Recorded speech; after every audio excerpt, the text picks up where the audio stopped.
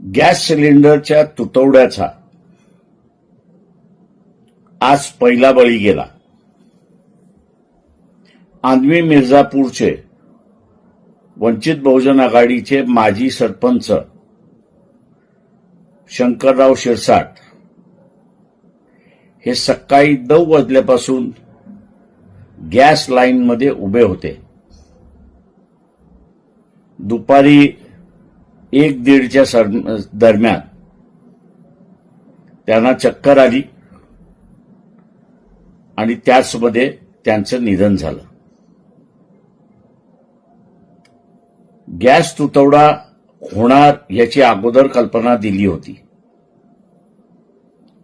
शासनाने नियोजन व्यवस्थित केलं असतं तर कदाचित माजी सरपंच शंकरराव शिरसाट यांचा जीव वाचला असता. केंद्र सरकार, राज्य सरकार या दोघांचा मी असणारा धिक्कार करतो आणि यापुढेही गॅस सिलेंडरसाठी माणसं दगावणार नाहीत याची दक्षता त्यांनी घ्यावी हीच विनंती.